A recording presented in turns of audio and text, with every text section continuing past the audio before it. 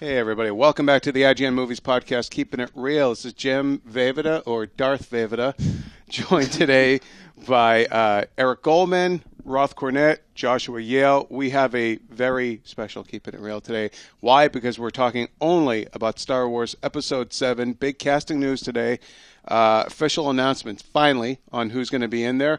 We'll just rattle off a few people real quick. We got John Boyega, Adam Driver, Oscar Isaac, Max von Sydow, Andy Serkis, Daisy Ridley, and Domhnall Gleeson. Am I forgetting anybody? I think that's all. That's it. Oh yeah, and then Harrison Ford, dude. Carrie Fisher, not forgetting anybody, and Mark Hamill, that dude, Joker. Those original Joker. Yeah. Oh, and of course Peter Mayhew, Anthony Daniels, and Kenny Baker. So, without further ado, let's talk about our feelings on Star Wars Episode 7. Let's start with, there was a report from Deadline that Han Solo was going to have a, quote, gigantic role in this film. That right there, does that suggest that a more Han Solo-centric Star Wars film, which would be very different considering he was a supporting player in the Skywalker saga? Resident Star Wars guru, Eric Goldman, let's start with you. I mean, I think that all of us sitting here, we were talking about this earlier, have a lot of theories about this. First and foremost being that we're wondering if Han dies at the end. He's totally dying. Because it's like, Harrison Ford famously wanted Han to die in Return of the Jedi. Didn't happen. Now, obviously, he's coming back to this series, which he's been kind of dismissive of through the years. It's not like Indy, where he's always like, yeah. They got him back. How did they get him back? They got Indy. They got him.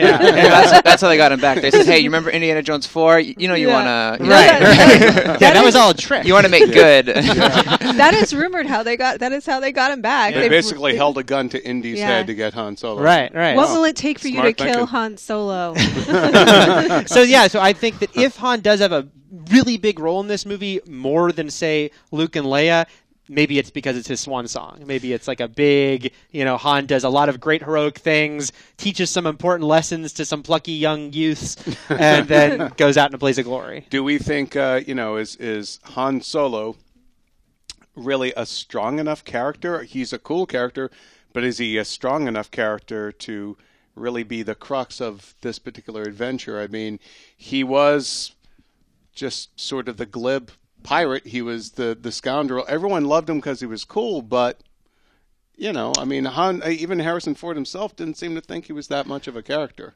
Well, Han is great because he has this, shady past. You don't really know everything about him, so we don't know what the conflict of this movie is going to be. But there's a lot to pull from, like things, yet another bounty hunter wants his head.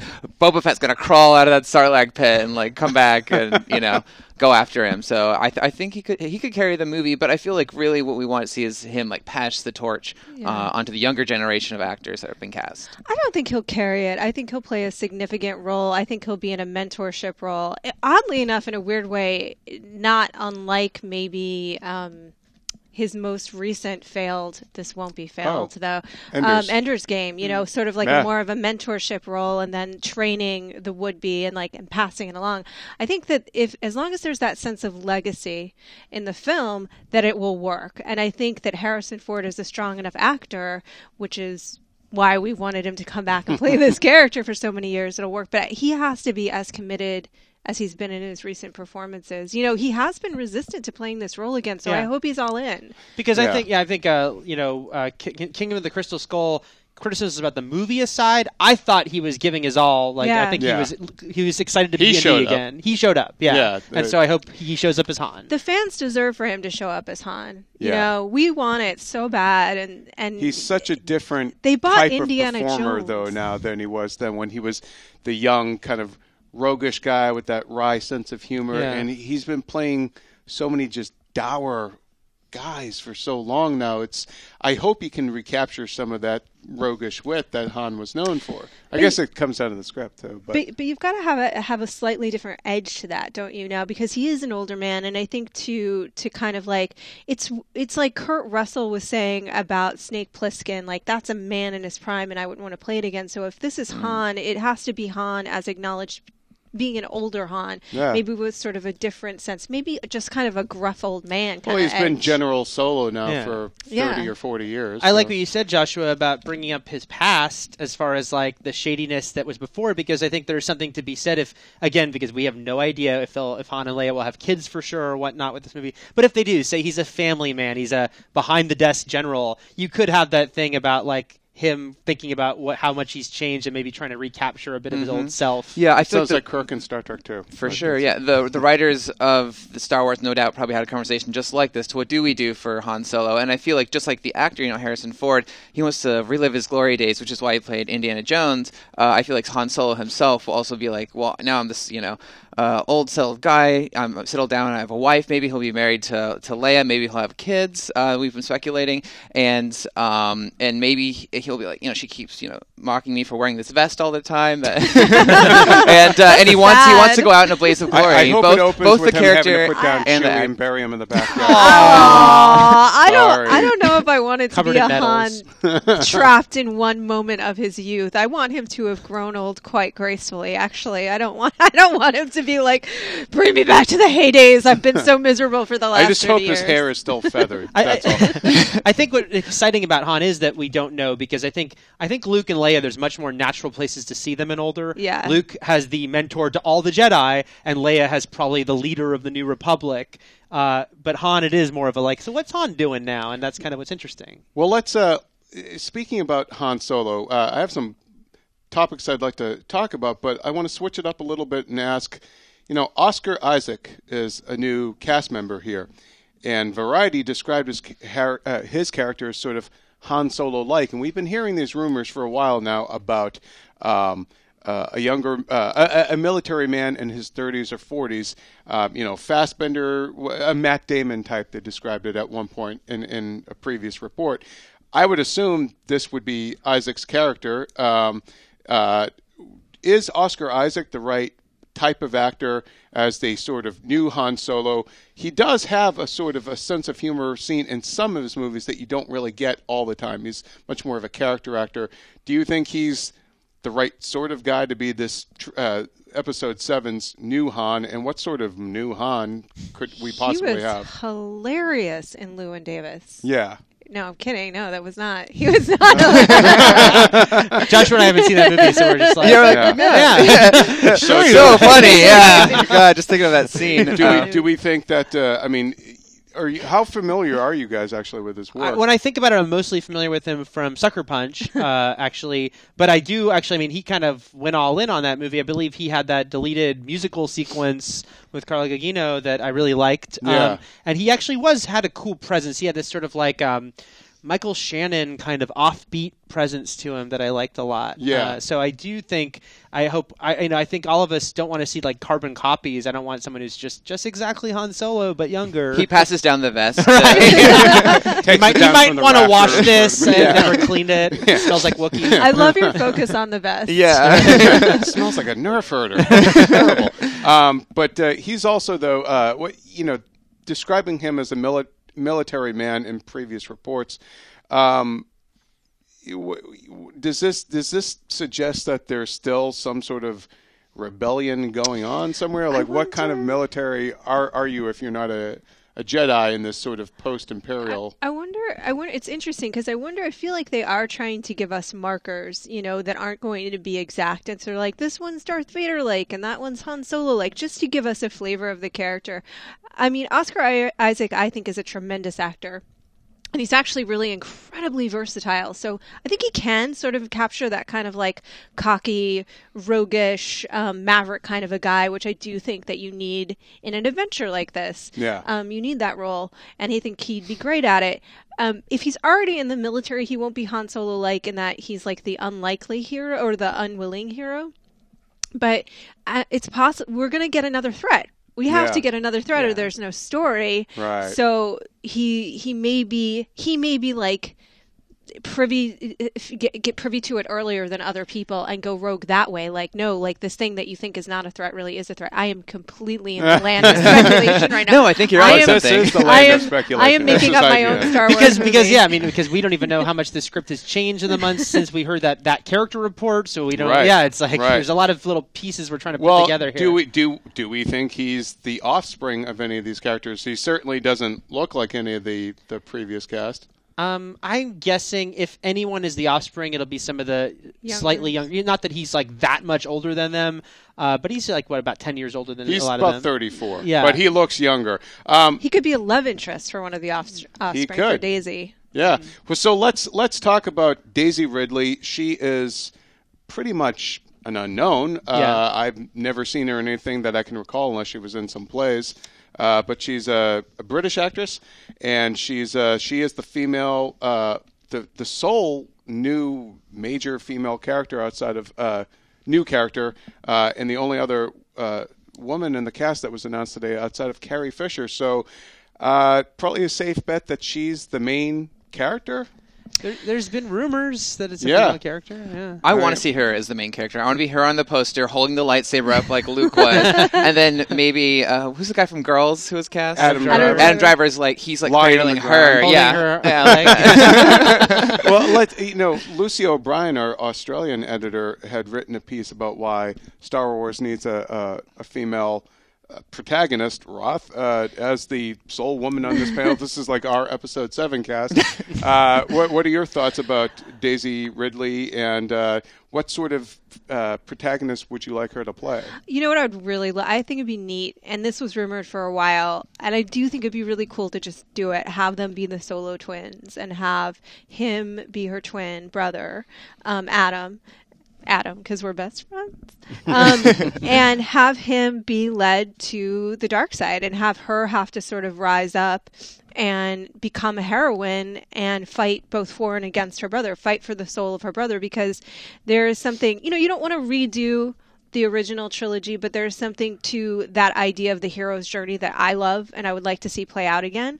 There's something about family and legacy and the idea that of the darkness within, and sometimes for Luke that was going into the cave, but it was also literally in his DNA, that we all have that potential to be monstrous. So there's literally nothing that could be genetically closer to you than a twin. So to me, having to fight yourself in that way, there's something beautiful about that. Right. So I think that'd be a really neat story to do. I'd love her to play that character. And I think it gives a balanced feel to all of it. Balance to the force, if you will. I just feel like, it is surprising to me that there's only one new major prominent female actor announced right now. And it's disappointing to me.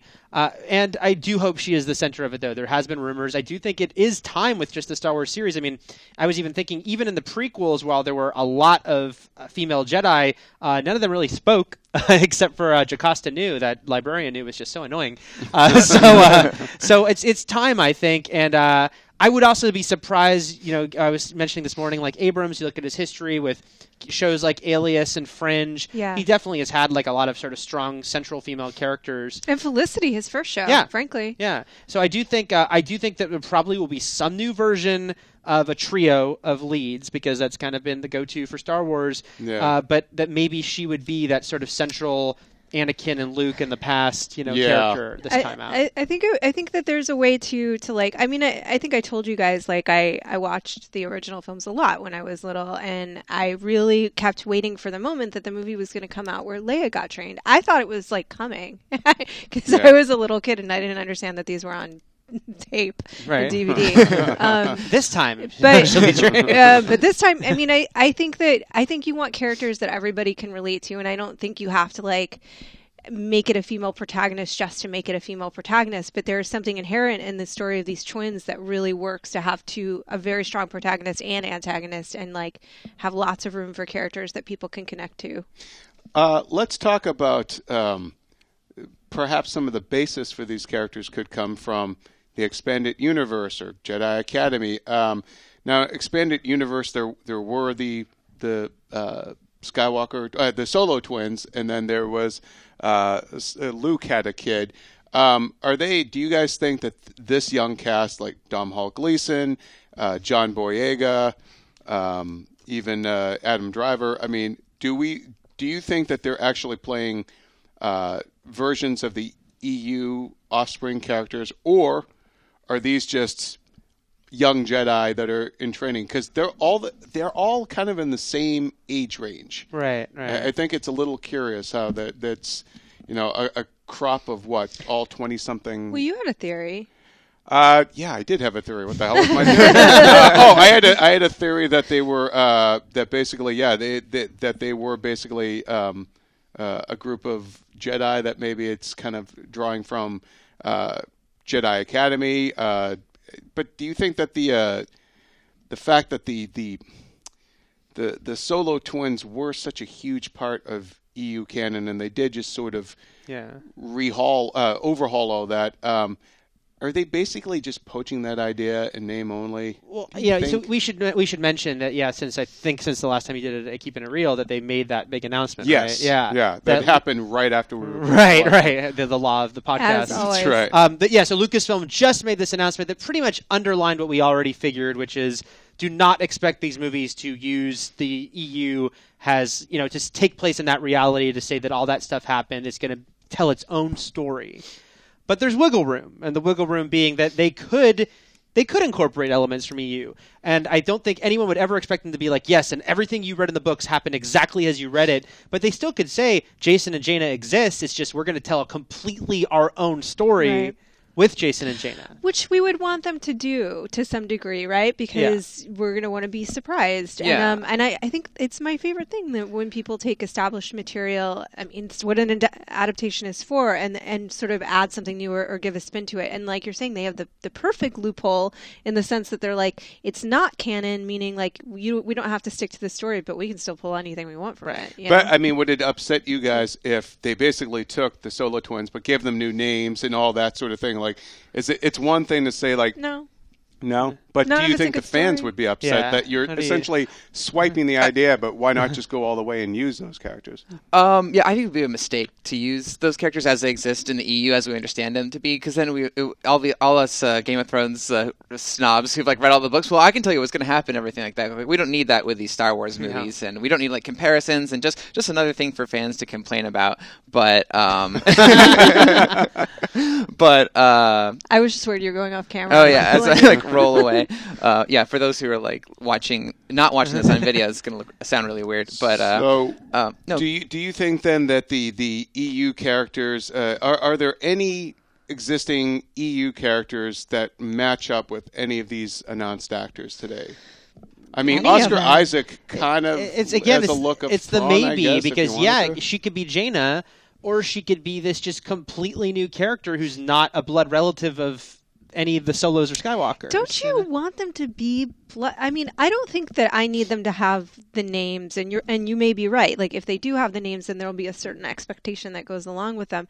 But I do want them to be blood relatives. This is a franchise that is about legacy. It's about family. It's about dynasty to some degree. And if they're not blood related, there needs to be that sense somewhere. Whether it's the rumored Obi-Wan descendant, or there needs to be that dynastical sense somewhere in the story, I think. And it's like, I don't know. I don't want to use the word operatic, but I just did. Yeah, we haven't mentioned that that Obi-Wan Kenobi, there's a rumor that one of these characters is his offspring. Mm-hmm. Or descendant. Or descendant, yeah. Sure.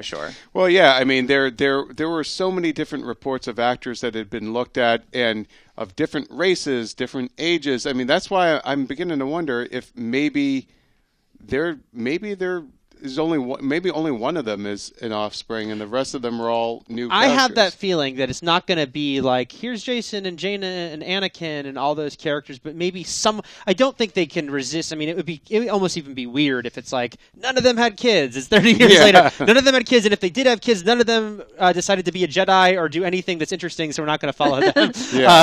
They're off moisture farming. That's the family He's living the legacy. dream. Living the dream. So someone's got to be a kid, right? Yeah, I think Daisy maybe Daisy is the best Daisy one, was sitting next to Leia or Carrie Right? Fisher in the photo, Yeah. See? and Carrie Fisher and Han Solo, they had like brown hair. She has brown hair. It could happen. Yeah. See, Yeah. this was the same speculation you guys were Yeah. making fun of me about earlier. I was like, they're talking. That means they're mother and daughter. Or they're talking. Or they're going to Harrods later together. Let's talk about one major Star Wars character who was not mentioned in the press release. No Lando Calrissian, no Billy D. Williams. Oh, I thought you were going to back. say Darth Maul. It's like, I know, right? He's not there. But let's talk about is Surprise. it surprising to you guys that Billy D. Williams was not mentioned? Only in that by not mentioning him, they know everyone's going to ask this question. Yeah. So I'm almost surprised that if they have any intention of having in the movie, they wouldn't even have put and a special appearance by. Yeah.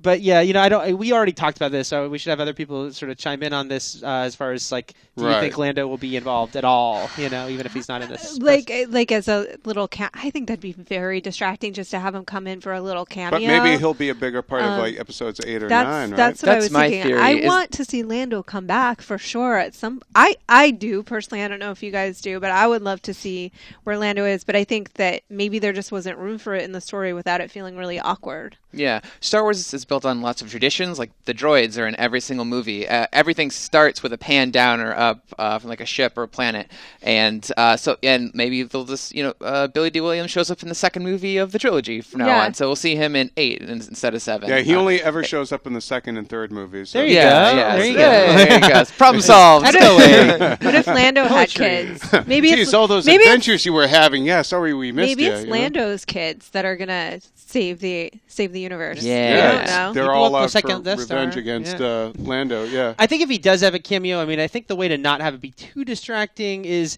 although it's always going to feel a little gratuitous, but there could always be that thing of that scene where they need information or something, and they're like, "Oh, why don't you contact the president of Bespin?" and they call the president of Bespin, and there's Lando for that. I hope they don't do that. I'll Luke be goes honest. back to find his hand. Right. I actually been like looking for this I thing like for your years. idea the best that they're sort of mirroring it and that he would show up maybe a little bit in the second one. Yeah. I mean, there has to be room though in this, like I hope we're he's like talking about. roommates with Nien Nobu. Who was that guy? yeah, that's right. There has to be room for them to carry on and tell their own story with this Yeah. younger generation. I mean, I think I really do think that Han Solo will die in this one, and maybe they all will. Actually, it would be whole new cast for the next movie. No, not everybody in the film, but that sort of this will be. Wait a minute, listen to me. It's archetypal and stuff. Like you got to get the older generation, the family, the parents have to be dead in order for the kids to really come into their own. No, you're right. Gandalf, Come on. Dumbledore had to die for Harry to take his Spoiler rightful place, alert. Oh, That's right. sorry. No, and my big vision is that in the third movie, Lando and Han are in the Millennium Falcon, which is on his last legs, and they just stumble and Louise it into the core of the third Death Star, and it explodes, and they go out in a blaze of glory like they always wanted. The third Death Star, which looks like Mickey's silhouette for looking too for many Death Star the Disney ears. signs. Yeah. Speaking of Death Stars, let's talk about those villains. Now, we've got Max von Sydow, who is a famous screen villain in a lot of ways. We've got Oscar Isaac, who, they're describing him as a Han Solo type. Maybe he's a villain. We've got Adam Driver, who's been reported as this series kind of equivalent to Darth Vader. And then we've also got Andy Serkis, Master of Motion Capture, in this film. Explain who Do we Max von Sydow is. Well, Max von Sydow, first of all, I just got to point out how much I love that Star Wars was only because George Lucas couldn't get the rights to Flash Gordon. So now they have actual Ming the Merciless from Flash Gordon in a Star Wars movie. It's come full circle. But Goldman, you had some speculation that maybe Max von Sydow is like an old Imperial commander. Who's basically, it almost sounds like he's kind of like a Nazi war criminal, or like a Laurence Olivier in Marathon Man. He's been on the run. Yeah, for years. that was just my idea of like what would be interesting, what would be cool. Because I know when you hear he's being cast, you're like, oh, he can play like an old Sith Lord. But it's more likely, I don't know. It's like if he's this older character, and you think about this is 30 years after Star Wars. Like, who would he have been back then? Yeah. And so that's why I was thinking, like, what if he was like one of those? He's old Captain Nita. Yeah, like one of those guys in gray. Oh, wait, he's dead though. Right? Yeah. So it's poor Admiral Piet too. But yeah, it's like he's one of those dudes in gray, and again, I don't think they're going to want to go the direct EU route, especially 30 years later. They should have at this point cleaned up any remnants of the Empire. But there always is that idea of like, what happened to these people? Where are they? And so that was like one thing I thought might be interesting, unless they go the more direct, like Count Dooku-ish, give him a lightsaber. What sort of villain do we think Adam Driver could be? Don't you think that I feel like with I think you have the perfect pairing in those two actually. Look, we had this kind of minor scuffle about this earlier, but like you've got to find a way to harness the dark side of the Force. Like there's no way that it's just going to be like we're evil because we like corporations and taking over the like, you know what I mean? They're going to be harnessing the dark side of the Force. So I mean, what makes you this was the question. What makes you a Sith Lord? Like who would have passed that down? Well, maybe there's some kind of a holobook. I don't know. Maybe there's some kind of information, but somebody's Sith going holocron. The Sith holocron, right? They could go to the homeworld of the Sith. But wasn't it that the villains were always like, weren't they like kind of like sleeper agent types? Like at least in Phantom Menace, like they'd been around for a while. Or something? There was that whole thing of that the Sith had been laying low until that trilogy. But I mean, I guess my question, because there's no way they're not going to have someone holding a red lightsaber, right? Right. Yeah. In this movie. But it is weird because it puts you in that weird spot of how much do you want to undo the end of Return of the Jedi when like the Sith are completely destroyed. And so how much do you want to kind of undo everything that happened with Anakin and Vader to say like, oh, the Sith came back again. But I do think there's ways around it, because it can be something like if Adam Driver's character is sort of a new Sith, is he someone who's like read the lore, found a holocron? Wouldn't there be some fascination with your famous evil grandfather? Like if you found out your grandfather was essentially Hitler, wouldn't you'd come across something that maybe they had or that maybe might not be a good thing to have? Yeah, or maybe there's an older mentor type person who's like, who'd be great to carry on to is this grandson of this person. Like maybe I just feel like it doesn't there's no way that that's not going to play a part in this trilogy. It's not going to be that the villains are disconnected from the dark side. Yeah, here's my theory is that Adam Driver he'll spend the whole trilogy like with a hat on, and then in episode 3 he'll be palling around with them and helping them out with stuff. Maybe he'll be the love interest of Daisy and stuff, and then he'll take off the hat, horns, Darth Maul's son. Darth Maul's son. See, I was thinking he would be Jar Jar's kid. How about he pulls it and he has two eyeballs? Yeah. How about who is Andy Serkis going to be? That's something to talk about. Andy Serkis. I mean, Eric and I were speculating in a separate piece about how, maybe he's playing more than one character like he has before, like in King Kong. He's a fine dramatic actor, but he's also like, the motion capture guy. Do you think he could be playing an Imperial commander, or could he be just some sort of creature? He's going to be when they return to the Sarlacc pit. Yeah. I think we have to assume he's going to be wearing some mocap. Yeah. Maybe not, like you said, he could play multiple roles, but... Well, he could be a mocap Imperial. Like, there's got to still be pockets of Imperial officers. Just because you blew up the Death Star doesn't mean there's not Star Destroyers. A mocap Imperial officer? Yeah. What do you mean? Like an alien? Well, Imperials only work with humans. Unless they're working with bounty hunters. That's right. That's it's only right. humans. Emperor's very racist. But I do think you're gonna. This is Star Wars, and you're gonna want to have some new creatures, because he could also be the equivalent of the new Chewbacca, right? It's like someone in their group, because this is a universe populated with all these different alien Jackson races. the Rabbit. So, the green so you don't dude. want it. So I feel like they're not going to want to just be, again, humans running around. They're going to have some sort of alien presence with them. Yeah. It's very possible that Serkis is playing. That is a delicate matter. Because that's tough in the sense of like, and I was saying this earlier, like I think what's going to be really interesting about this is like generationally how people connect with Star Wars. And like I personally am the most connected to that original trilogy. That's what lives inside here. But I think probably there might be people that are more connected with the EU. Stop looking at my boobs now. More people that are connected with the animated series, things like that, with the prequels, things like that. But what's cool about Andy Serkis, I have a point. What's cool about Andy Serkis' presence is that what some of us missed was the puppets, like Chewbacca, you know, like an actual man in a suit. Is that the mocap brings in the possibility that it is this combination. What we didn't like was that CG element, you know, like the Jar Jar sort of just CG element, among other things that people didn't like about that character. He can bring in that organic element and be a presence with them that feels like a real presence the way that Chewbacca did. Yeah. And he could be anything.